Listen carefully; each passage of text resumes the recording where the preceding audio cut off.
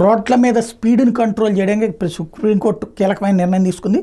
వాహన చోదకుల్లో రహదారి క్రమశిక్షణ పెంపొందించేలా చేయడానికి మోటార్ వాహన చట్టం MVAలోని సెక్షన్ 136A రూల్ నెంబర్ 167Aని అమలు చేయాలని అన్ని రాష్ట్రాలు కేంద్రపాలిత ప్రాంతాలని సుప్రీంకోర్టు ఆదేశించింది. అతివేగంతో రహదారి నిబంధనలు ఉల్లంఘించే వాహనదారులని ఎలక్ట్రానిక్ ఉపకరణాల ద్వారా గుర్తించి సంబంధిత దృశ్యాల ఆధారంగా చలానాలు జారీ చేసే విషయం మీద రాష్ట్రాలు నిర్ణయం తీసుకోవాలని తెలిపింది.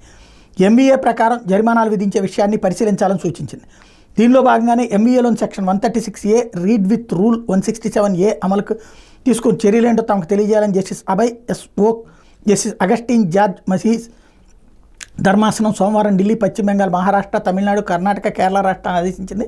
సంబంధిత నివేదికను డిసెంబర్ 6వ తేదీ కల్లా కోర్టు సహాయకుడు అమికస్ క్యూరీకి సమర్పించాలని స్పష్టం చేసి తదుపరి విచారణ డిసెంబర్ 11వ తేదీకి వాయిదా వేసింది.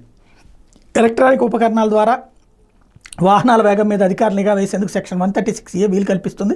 రహదారుల వెంట స్పీడ్ కెమెరాలు, CCTV కెమెరాలు, స్పీడ్ గన్ అమర్చడం, సిబ్బంది శరీరానికి కెమెరాలు ధరించేలా చేయడం సహా వాహనాల నెంబర్ ప్లేట్లను ఆటోమేటిక్గా గుర్తించేందుకు వివిధ సాంకేతిక ఉపకరణాలు వినియోగించడానికి రూల్ 167A అధికారం కల్పిస్తోంది. దేశంలో రహదారి భద్రత సంబంధించి 2012లో దాఖలైన ప్రజా ప్రయోజన వ్యాజ్యం మీద విచారణ సందర్భంగా ధర్మాసనం ఈ ఆదేశాలు ఇచ్చింది.